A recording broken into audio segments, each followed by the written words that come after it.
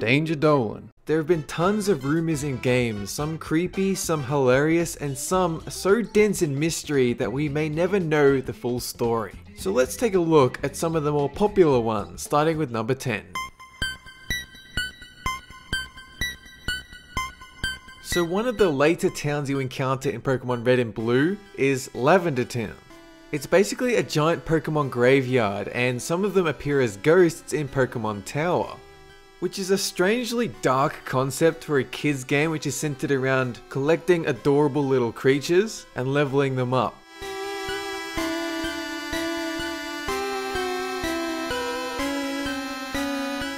So rumors sprung up that kids in Japan aged between 7 and 12 were falling sick when they were playing Pokemon, or, unbelievably, they were committing suicide, and no one could work out what it was.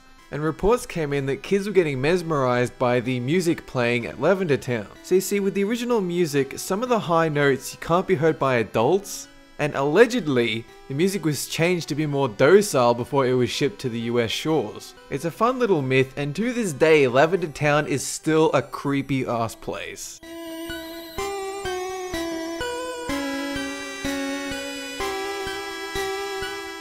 And now moving on to number 9.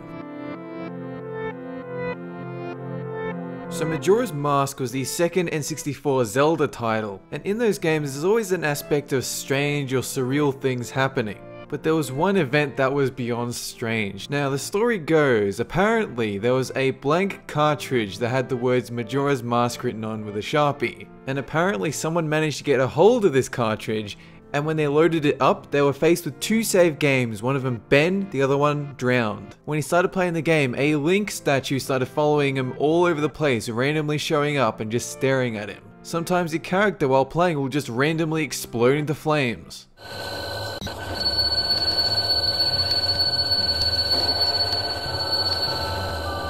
And there was the creepy message, "You've met with a terrible fate, haven't you?" And this was among many strange quotes. So then rumors grew that this Ben person may have drowned and started haunting the cartridge. But then, eventually, it was revealed that this was just a hoax. Someone had written a very creepy story about Majora's Mask and thrown up a very convincing videos on YouTube demonstrating the creepiness. But the terms Ben drowned and "you've met with a terrible fate" continue to float around to this day.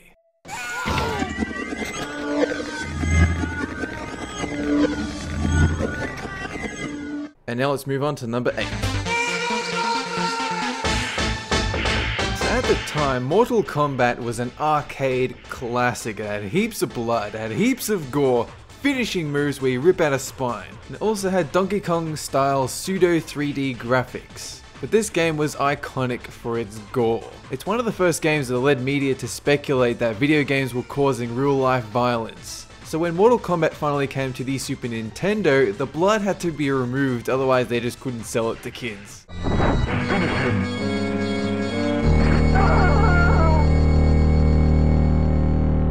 But people bought Mortal Kombat because it was so violent, and people were so desperate to get it back that rumors began to spread that there was a code embedded in the game where you could unlock blood mode. And people tried absolutely everything to see if they could do it. And bear in mind, these were the days before internet was super mainstream, and the only words you had to rely on are those from magazines or from your friends. However, all the speculation proved to be false. There was simply no way for blood to be unlocked in the game, it just wasn't in the code. However, for the port on the Mega Drive, you could unlock blood by typing in the code ABACABB. And nowadays it is possible to get a Super Nintendo hack where you have blood in it, but it's just not the same.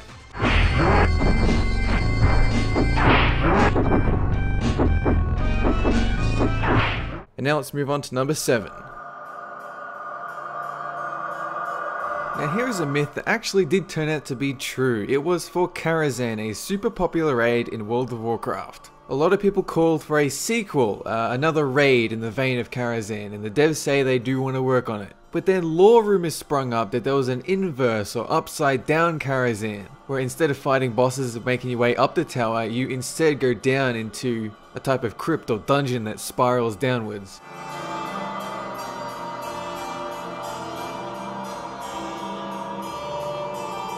And then people managed to find what is known as the Karazhan Crypts, which is technically underneath Karazhan. And to this day, it is possible to wall exploit your way down into those crypts, and it is full of creepiness. It has been referred to as the torture chamber, with men hanging from their legs, chained, their skin molted, and they've drowned in a pool of water. There was speculation that they scrapped this little crypt because it was just too violent, and if they're going to keep their T for teen, they couldn't exactly put in mature stuff like that. So they locked this torture chamber behind an invisible door and left it in the game. So while there still hasn't been an upside down Karazhan, this mysterious torture chamber crypt is still there, silent and creepy.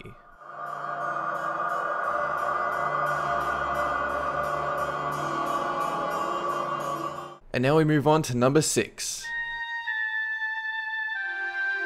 So Tomb Raider was one of the classic PlayStation 1 titles. It also happened to be on the Sega Saturn. The reception was split between praise for a heroine-led action game and controversy over how sexualized she was designed. So then rumors began circulating for a nude code in console versions where Lara Croft would be stripped down to nothing but her guns. But despite how hard people looked for this code, just like with Mortal Kombat, it simply just did not exist.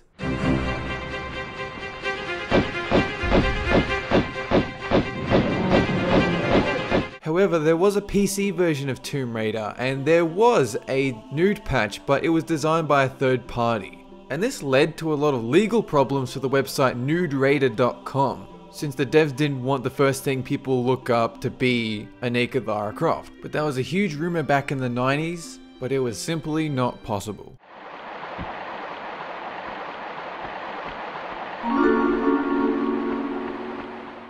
And now we move on to number 5. So this is one that you might actually be surprised to hear. The common belief is that blowing on the cartridges would remove the dust and make it work again if it just wouldn't boot up. And you could say that it was correct and incorrect. A lot of the time you could just take your cartridge out, put it back in immediately without doing anything, and it would work. However, sometimes the cartridge pins just didn't line up with, say, the front loader for the Nintendo Entertainment System. And when you blow on the cartridge, moisture from your mouth is what made those pins align. It had nothing to do with dust, unless it was just a very, very dusty cartridge. And the downside there is that by blowing onto the cartridge, it makes them age faster. They start to degrade. So it was just a temporary, half meaningless solution. And even though the instructions for every NES game specifically says do not blow on the cartridge, people just did it anyway, including me. However, these days, if you blow on a disc that has dust on it, I can guarantee that helps. So if you must blow on a cartridge nowadays, I would advise you to just hold it in front of a fan. But now we move on to number 4. So the story goes, in 1982, a terrible, horrifyingly bad E.T. game was released in anticipation for the upcoming film by Steven Spielberg. Many copies of this game were produced, and the problem was nobody bought them.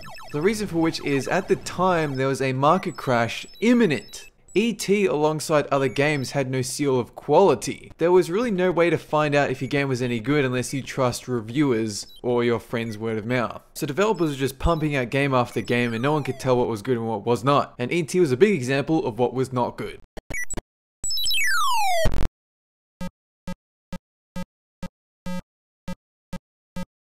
So the story continues. Apparently, copies of E.T. which nobody wanted to buy were rounded up and then dumped into a landfill in New Mexico, even though there's really no evidence to support this. This is such an old myth that it's now turned into a bit of a joke, and some people still believe it. There is even plans to excavate the area and see if there actually are E.T. games around. But more than likely, the cartridge copies were just scrapped and reused for parts for other games, or they were burnt in a dark furnace below the surface of hell, which is basically where they belong.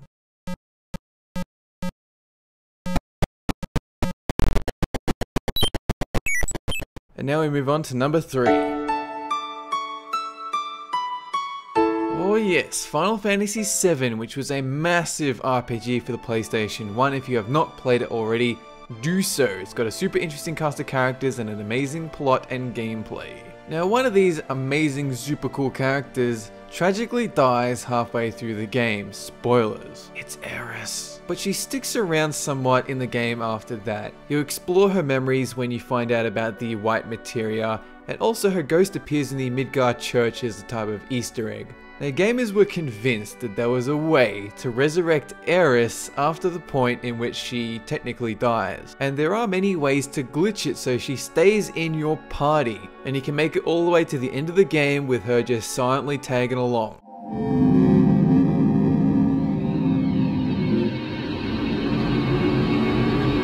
However, in the points of the game where there's supposed to be dialogue by another character based on who you have in your party, she says nothing. Except, curiously enough, there's one area in the snow where she has one tiny little bit of dialogue, for apparently no reason, in a spot where she couldn't possibly have said anything because she's already dead. However, the major theory is that during development, the devs knew that a major character was going to die throughout the game, but at that point they probably didn't know who it was going to be. Once they had decided it, they cleaned up the rest of their appearance in the rest of the game, but maybe they just left in one or two little bugs, and that's likely what happened there. It is creepy seeing her talk from beyond the grave, but likewise, it's a fun little Easter egg.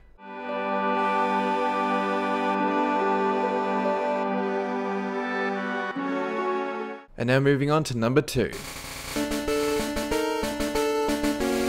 Alright, so back in the day, this myth personally drove me insane.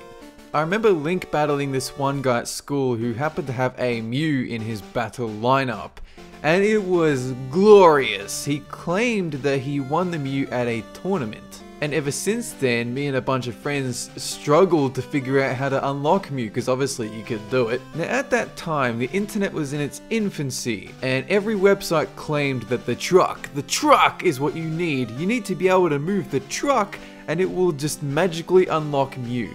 The thing is, you were tempted to believe it because you had never seen that truck before, you'd never gone to the area, and the truck is so unique, and it's like, what is it doing here? That obviously they put it there for a reason, and it just led to one of the biggest hoaxes ever. I must have spent at least an hour trying to use strength on this truck to move it so that I could get my Pokeball with Mew, but it never worked.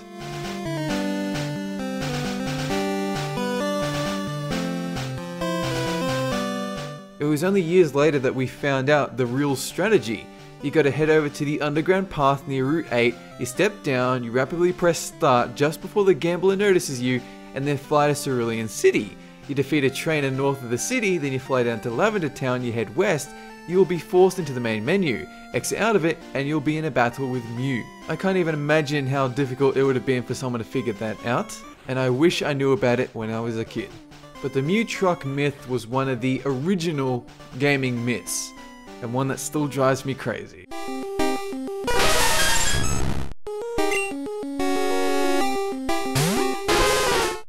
But now let's move on to number 1. So how do you unlock Luigi in Super Mario 64? That's what everyone was asking. So many theories went out of people saying you gotta collect all the stars without dying, you gotta collect all the stars within maybe a couple of hours. Everyone had a different idea of how to do it, and the problem was people kept putting up screenshots of Luigi in game, like where did he come from? It was only later that we found out that they were just fakes.